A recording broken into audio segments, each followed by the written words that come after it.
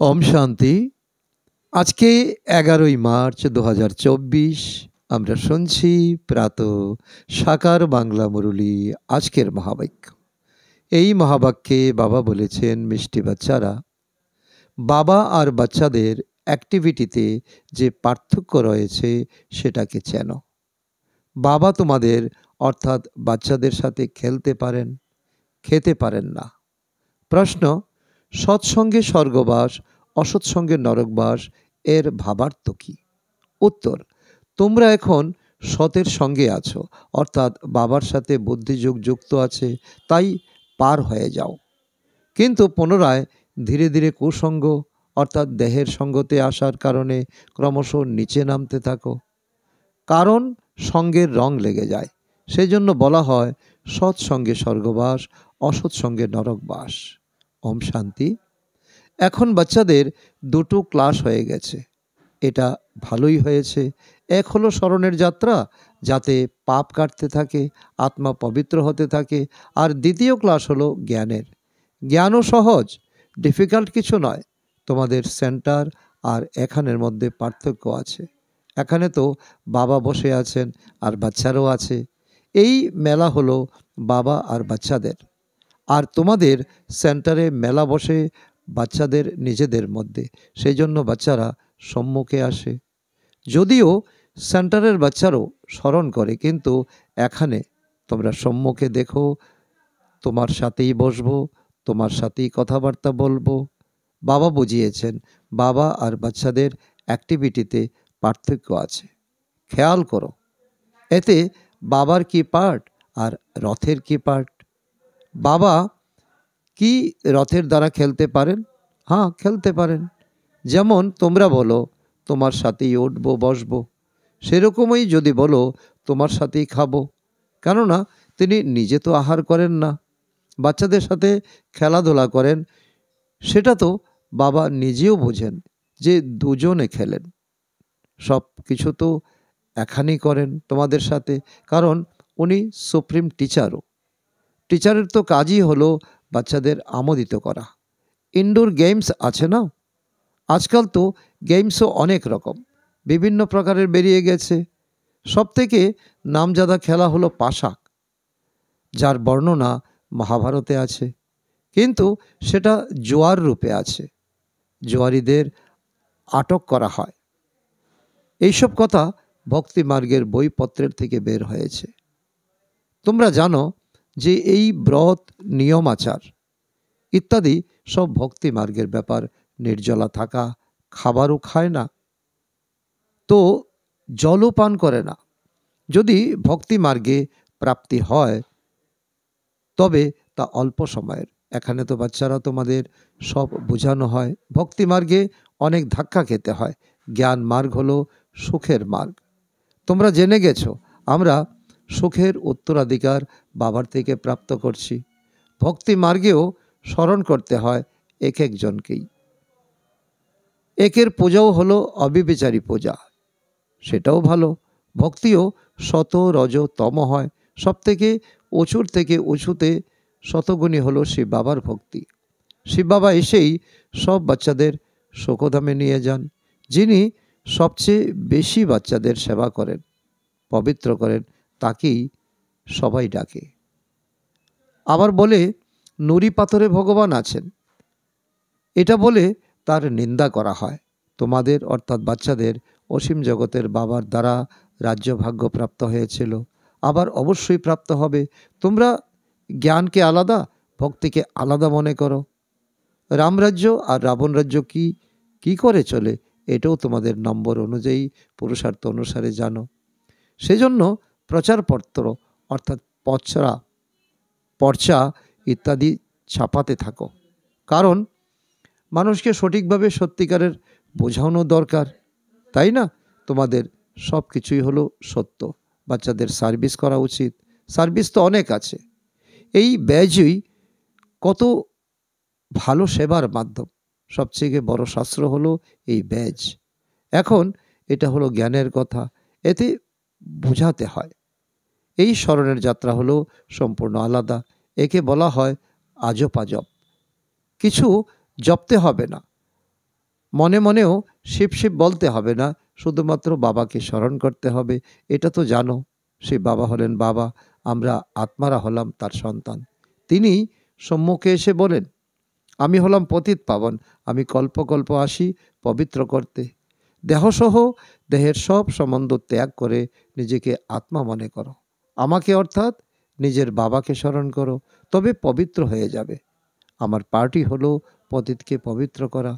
এটা হলো বুদ্ধির যোগ বা বাবার সাথে সঙ্গ। সঙ্গ থেকেও রং লাগে। বলা হয় সৎসঙ্গে স্বর্গবাস, কুসঙ্গে নরকবাস। বাবার সাথে বুদ্ধিযোগ যুক্ত হওয়াতে পবিত্র হতে থাকো, পুনরায় নিচে নামতে শুরু করে দাও। যার জন্যই গাওয়া হয় সতের সঙ্গ পার করে। এর অর্থ ভক্তিমার্গের লোক জানে না। তোমরা মনে করো আমাদের আত্মা পতিত হয়ে গেছে, এই পতিত আত্মা পবিত্র পরমাত্মার সাথে বুদ্ধির যোগ যুক্ত করে পবিত্র হতে থাকে। আত্মা পরমাত্মা বাবাকে স্মরণ করে। যখন আত্মা পিওর হয় তখন শরীরও পবিত্র হবে, সত্যিকারের সোনা হবে, কাঞ্চনকায়া শরীর পাবে। এটাই হলো স্মরণের যাত্রা। যোগ অগ্নির দ্বারা বিকর্ম অবশ্যই ভস্ম হয়, খাদ নির্গত হয়ে যায়। তোমরা জানো বাচ্চারা, যে সত্যযুগী নতুন দুনিয়াতে আমরা পবিত্র সম্পূর্ণ নির্বিকারী ছিলাম, 16 কলা সম্পূর্ণও ছিলাম। এখন কোনো কলাই অবশিষ্ট নেই। একে বলা হয় রাহুর গ্রহণ। সমস্ত দুনিয়া, বিশেষত ভারতে রাহুর গ্রহণ লেগেছে। দেহ কালো, আর যা কিছু তোমরা এই চোখে দেখছো সব হলো কালো। যেরকম রাজা রানী সেরকম প্রজা। শ্যাম সুন্দরের অর্থ কেউ জানে না, কত রকমের নাম এখন মানুষের। এখন বাবা এসে অর্থ বুঝিয়েছেন যে তোমরাই প্রথমে সুন্দর, আবার শ্যাম হয়ে যাও। জ্ঞান চিতার উপর বসার জন্য তোমরা সুন্দর হয়ে যাও, আবার এরকম হতে হতে শ্যাম থেকে সুন্দর, সুন্দর থেকে শ্যাম। এর অর্থ বাবা আত্মাদের বুঝিয়েছেন। আমরা আত্মারা এক বাবাকেই স্মরণ করি। বুদ্ধিতে এসে গেছে না, আমরা হলাম বিন্দু। একে বলা হয় সেলফ রিয়েলাইজেশন। সেটা দেখার জন্য ইনসাইট অর্থাৎ অন্তর্দৃষ্টি চাই। এটা তো হলো বোঝার মতো ব্যাপার, আত্মাকে বোঝাতে হবে। আমি হলাম আত্মা, এটা হলো আমার শরীর। আমরা এখানে শরীরে এসে পার্ট প্লে করি। ড্রামার প্ল্যান অনুযায়ী সর্বপ্রথম আমরা আসি। আত্মা তো সবাই, অনেক, কারো ভূমিকা বেশি, কারো কম। এটা হলো অনেক বড় অসীম জগতের নাটক। এতে নম্বর অনুযায়ী কিভাবে আসে, কি করে ভূমিকা পালন করে, এসব তোমরাই জানো। সর্বপ্রথম হলো দেবী দেবতার কুল অর্থাৎ ঘরানা। এই নলেজও তোমাদের এখনকার এই পুরুষোত্তম সঙ্গম যুগের। পরবর্তীকালে আবার এর কিছুই স্মরণে থাকবে না। বাবা স্বয়ং বলেন এই জ্ঞান প্রায় লোপ হয়ে যায়। কারোরই জানা নেই এই দেবী দেবতা ধর্মের স্থাপনা কিভাবে হয়েছে। চিত্র তো আছে, কিন্তু সেটা কিভাবে স্থাপনা হয়েছে তা কারোরই জানা নেই। বাচ্চারা, এটা কেবল তোমাদের জানা আছে, আর তোমরা আবার অন্যান্যদেরকেও নিজের সমান করে নাও। অনেক হয়ে গেলে আবার অবশ্যই লাউড স্পিকারও রাখতে হবে। অবশ্যই কোনো পদ্ধতি বেরোবে, অনেক বড় হলের দরকার পড়বে। যেমনটি পূর্বকল্পে যা কিছু অ্যাক্ট করেছিলে সেটাই আবার হবে। এটা বোঝা গেছে, বাচ্চারা সংখ্যায় বৃদ্ধি পাবে। বাবা বুঝিয়েছেন বিবাহের জন্য যারা হল ইত্যাদি তৈরি করে তাদেরকেও বোঝাও। এখানেও বিবাহের জন্য ধর্মশালা ইত্যাদি তৈরি হচ্ছে, তাই না? কেউ নিজের বংশের হলে শীঘ্রই বুঝে যায়। যারা এই বংশের হবে না তারা বিঘ্ন সৃষ্টি করবে। যারা এই বংশের হবে তারা মেনে নেবে যে এটা সত্যি বলছে। যারা এই ধর্মের নয় তারা লড়াই করবে, বলবে এই প্রথা তো চলে আসছে। এখন হলো অপবিত্র প্রবৃত্তি মার্গ। বাবা আবার এসেছেন পবিত্র করে তুলতে। তোমরা পবিত্রতার উপর কত জোর দাও, সেজন্য কত বিঘ্ন আসে। আগা খা, পোপ, এদেরও কত সম্মান আছে। তোমরা জানো পোপ কী করেন? চার্চে বহু মানুষের বিবাহ করান, অনেক বিবাহ হয়। পোপ 4 হাত এক করায়। এটাকে তারা অনেক সম্মানের বলে মনে করে। বিবাহ উপলক্ষে মহাত্মাদেরও আমন্ত্রণ জানায়। আজকাল তারা বিবাহের বাগদানের অনুষ্ঠানও সম্পন্ন করায়। বাবা বলেন, কাম হলো বড় শত্রু, মহাশত্রু। এই অর্ডিন্যান্স বের করা মাসির বাড়ি যাওয়ার মতো সহজ নয়। এটা বোঝানোর জন্য খুব ভালো রকমের যুক্তি দেওয়ার দরকার, প্রয়োজন। পরবর্তীকালে ক্রমশ বুঝতে পারবে। আদি সনাতন হিন্দু ধর্মের যারা, তাদেরকে বোঝাও, তারা শীঘ্রই বুঝতে পারবে যে বরাবর আদি সনাতন দেবী দেবতা ধর্ম ছিল, হিন্দু নয়। যেমন তোমরা বাবার দ্বারা বুঝে গেছো না, যেরকম অন্যরাও বুঝে নিয়ে বৃদ্ধি পেতে থাকবে। এটাও পরিপক্কভাবে সুনিশ্চিত। এই কলম অর্থাৎ চারা লাগতেই থাকবে। তোমরা বাবার শ্রীমতের দ্বারা দেবতায় পরিণত হচ্ছ। এরা হলো নতুন দুনিয়ার বসবাসকারী। প্রথমে তো তোমাদের জানা ছিল না যে বাবা সঙ্গম যুগে এসে আমাদের ট্রান্সফার করেন, একটুকু জানা ছিল না। এখন তোমরা জানো সত্যিকারের পুরুষোত্তম সঙ্গম যুগ এটাকে বলা হয়। আমরা পুরুষোত্তম তৈরি হচ্ছি। এখন যত পুরুষার্থ করবে ততই তৈরি হবে। প্রত্যেককে নিজের মনকে প্রশ্ন করতে হবে। স্কুলে যে সাবজেক্টটি কাঁচা থাকে তো বুঝে যায় যে আমি পাশ করব না। এটাও হলো পাঠশালা, স্কুল, কলেজ। গীতা পাঠশালা তো সুপ্রচুর পরিচিত, আবার এর নাম কিছুটা ঘুরিয়ে দিয়েছে। তোমরা লেখো সত্য গীতা, মিথ্যা গীতা। এতেও তারা রুষ্ট হয়, ফলে অবশ্যই খিটখিট হবে। এতে ভয়ের কিছু নেই। আজকাল তো এটা ফ্যাশন হয়ে গেছে। বাস ইত্যাদি জ্বালায়, আগুন লাগাতে থাকে। যে যা শেখাচ্ছে সেটাই শেখে। আগের থেকেও বেশি সব শিখে গেছে। সবাই পিকেটিং ইত্যাদি করতে থাকে। প্রত্যেক বছর গভর্নমেন্টেরও ঘাটতি পড়ে যায়, তাই আবার ট্যাক্স বাড়াতে থাকে। একদিন ব্যাংক ইত্যাদি সবার বাক্স খুলে দেবে। আনাজ ইত্যাদির জন্য অনুসন্ধান চলে যে বেশি রাখেনি তো। এইসব ব্যাপার থেকে তোমরা বেরিয়ে গেছো। তোমাদের জন্য মুখ্য হলোই স্মরণের যাত্রা। বাবা বলেন, আমার এইসব বিষয়ের সাথে কোনো সম্পর্ক নেই। আমার তো শুধু কাজ হলো রাস্তা বলে দেওয়া। এতে তোমাদের দুঃখ সব দূর হয়ে যাবে। এই সময় তোমাদের কর্মের হিসাবপত্র মিটতে থাকে। অবশিষ্ট রোগ ইত্যাদি সব বেরিয়ে আসবে। পুরানো কর্মের হিসাবপত্র মিটে যাবে। ভয় পেতে নেই। অসুস্থ মানুষকেও ভগবানের স্মরণ করানো হতে থাকে। তোমরা হাসপাতালে গিয়েও নলেজ দাও যে বাবাকে স্মরণ করো তো বিকর্ম বিনাশ হয়ে যাবে।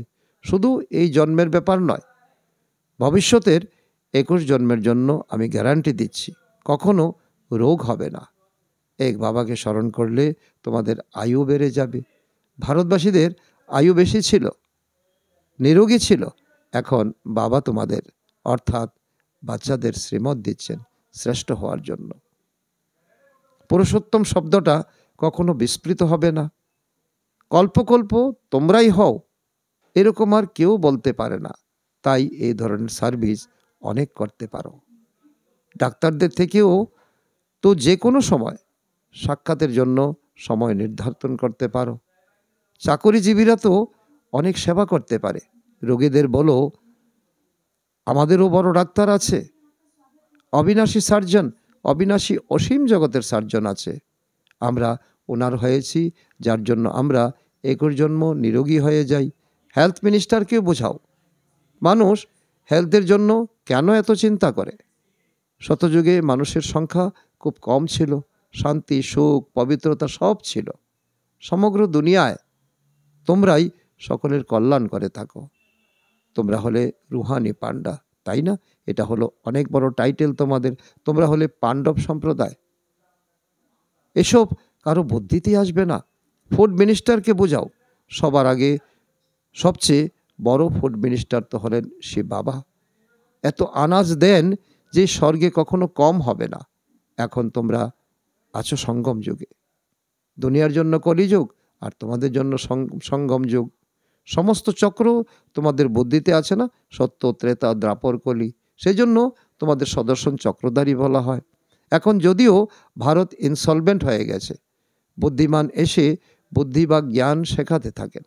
এটাও তোমরা বাচ্চারা জানো। আচ্ছা, মিষ্টি মিষ্টি হারানিধি বাচ্চাদের প্রতি মাতা পিতা বাপদাদার স্মরণের স্নেহ সুমন আর সুপ্রভাত। আত্মাদের পিতা তার আত্মারূপী বাচ্চাদের জানাচ্ছেন নমস্কার। আমরা আত্মারূপী সন্তানরা আমাদের মাতা পিতা বাপদাদাকে জানাই স্মরণের স্নেহ সমন এবং সুপ্রভাত। ধারণার জন্য মুখ্য সার 1 নম্বর, এক বাবাকে সাথী বানিয়ে তোমরা তোমার সাথেই বসবো, তোমার থেকেই শুনবো, তোমার সাথেই খাবো, এটা অনুভব করতে হবে। কুসঙ্গ ছেড়ে সতের সঙ্গে থাকতে হবে। নাম্বার 2, কর্মের হিসেব নিকাশকে স্মরণের যাত্রা আর কর্মযোগের দ্বারা পরিশোধ করে সম্পূর্ণ পবিত্র হতে হবে। সঙ্গম যুগে নিজেকে সম্পূর্ণ ট্রান্সফার করতে হবে। আজকের বরদান, অন্তর থেকে আমার বাবা বলে সত্যিকারের সৌদা করে সারেন্ডার বা মর্জিবা, অর্থাৎ জীবিত থেকে মৃতবৎ ভব। তার অর্থ হলো ব্রহ্মা কুমার কুমারী হওয়া মানে সারেন্ডার হওয়া। যখন অন্তর থেকে বলো আমার বাবা, তখন বাবা বলেন বাচ্চারা সব কিছু তোমাদের, প্রবৃত্তিতে থাকো বা সেন্টারে। কিন্তু যে অন্তর থেকে বলবে আমার বাবা, তখন বাবাও তাকে নিজের বানিয়ে নেবেন। এটা হলো অন্তর থেকে সৌদা করা। মুখের দ্বারা বলা স্থূল সৌদা নয়। সারেন্ডার মানে শ্রীমতের আন্ডারে যারা থাকে, এরকম সারেন্ডার যারা হয় তারাই হলো মর্জিবা, অর্থাৎ জীবিত থেকে মৃতবৎ ব্রাহ্মণ। আজকের স্লোগান, যদি আমার শব্দের প্রতি ভালোবাসা থাকে তবে অনেক আমারকে এক আমার বাবাতে সমাহিত করে দাও। আজ আমাদের সকলের অতি স্নেহী বাপদাদার নয়নের মণি, নিজের হৃদয়ে দিলারাম বাবাকে স্থাপনকারী বাপদাদার রথ ছোট নন্দী দাদি গুলজারজির 11ই মার্চ 2021 তারিখ অব্যক্ত বতনবাসী হয়েছিলেন। আজ তার পুণ্য স্মৃতি দিবসে আমরা সবাই তার অমূল্য মহাবাক্য নিজের জীবনে ধারণ করে তার স্নেহ আর বাপদাদার পালনার রিটার্ন দেব। এটাই হলো তার প্রতি সত্যিকারের শ্রদ্ধাঞ্জলি। গুলজার দাদিজির দ্বারা উচ্চারিত কিছু অমূল্য মহাবাক্য। 1, নিজের সমস্ত দায়িত্ব বাবাকে অর্পণ করে ডবল লাইট থাকো, তাহলে খুশিতে নাচতে থাকবে। 2, মন বুদ্ধি এক বাবার প্রতি সংযুক্ত করা, একাগ্র করাই হলো সত্যিকারের সাধনা। 3, পরমাত্ম প্রেম হলো নিঃস্বার্থ প্রেম, এর রিটার্ন স্বরূপ কেবল তার সমান হও।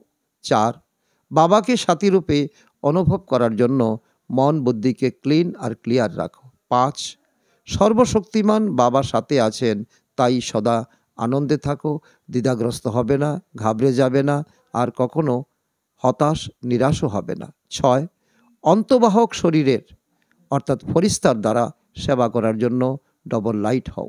7, বাবাকে মনের কথা শোনাও, নয়নে বসিয়ে রাখো, তাহলে কোনো দেহদারের প্রতি দৃষ্টি যাবে না। 8, অন্তিম সময়ে মনসা সেবা করার জন্য সর্বশক্তির স্টক জমা করো। আচ্ছা, ওম শান্তি।